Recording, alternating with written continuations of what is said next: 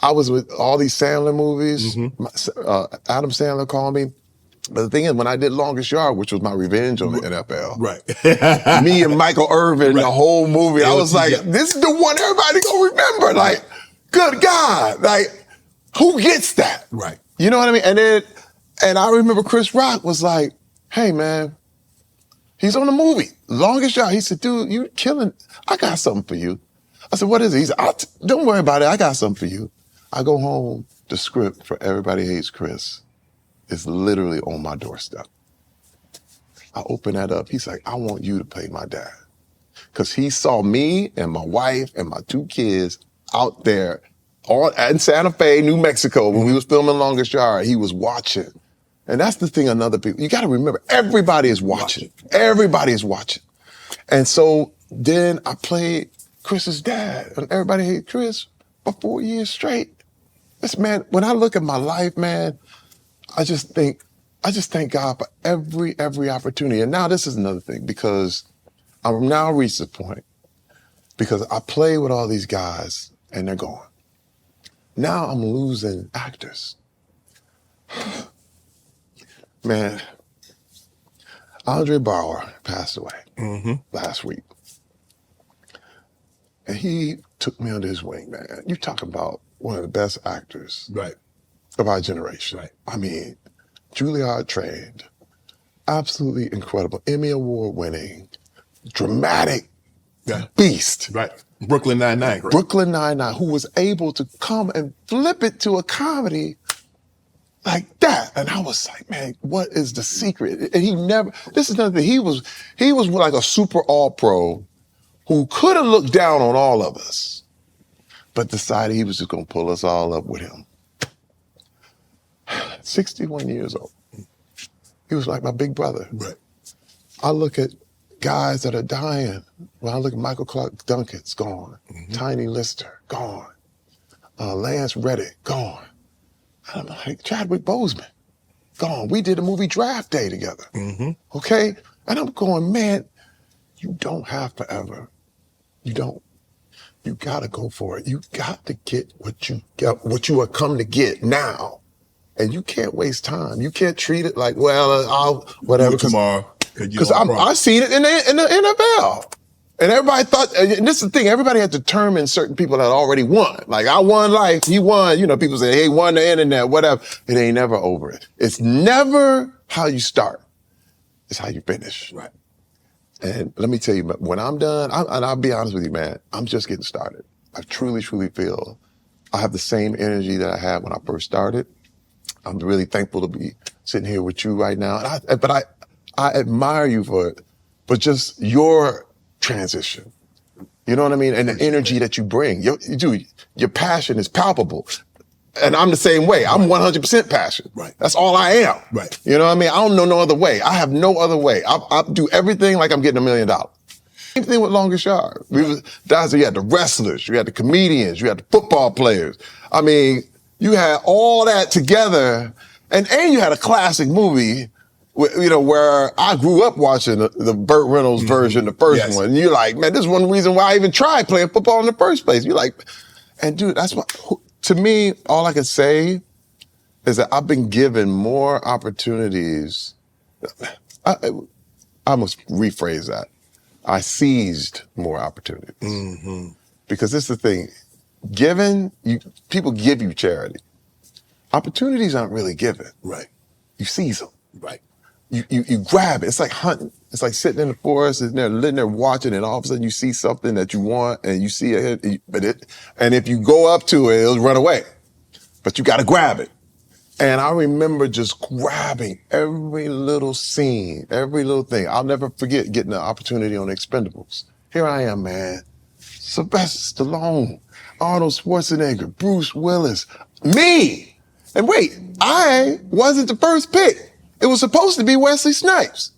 But Wesley had got down on all that tax stuff, and then they went to Forrest Whitaker, and he couldn't do it, and then they said, oh, well, we got this guy, Terry Crews. I was like, I'm here. Yo. I'll take it. I'll take it. Hey, man, I didn't look at that as down. Most of my stuff has been like, man, somebody dropped out, I'm taking it, seizing it. And dude, Here I am in the Expendables movie, and they give me that tunnel scene. I'm blowing people away, boom, boom, boom, boom, boom, coming through that tunnel, and people flipping them up. They in the theater jumping up. And I'm going, who gets this? Who gets this? Like, to make people laugh, to make people jump, to make people, I've been given more moments than probably any other actor that I know I work with. This cat's been on TV 20 years, don't get those kind of moments. You know what I mean? Yes. And that's where I'm like, man, and this is where, again though, had I not been through all that stuff in the NFL, I wouldn't have learned what it took. You understand what I'm saying? I wouldn't. I probably would have got complacent. Probably would have been like, yeah, it's automatic. And yeah. That's what, I've seen people get there like, yeah, you know, I should have had that yesterday. But I never feel that way, man. I'm always, especially now that we're losing people, especially now. Being on the set of White Chicks, you get an opportunity you mentioned earlier to work around Keenan Ivory Wayans, and you saw what he did with In Living Color. Did you really get an opportunity to see his comedic genius? Because you look at In Living Color, I don't know if we're ever going to see anything like that again. Never. And it gave birth to so many great, the Jamie Foxx, the David Allen Greers, the Tommy Davidson, the Jim Carreys, the Wayans brothers. I mean, there's so many people that launched their careers and became what they became. Jennifer Lopez. J-Lo became what she became from that.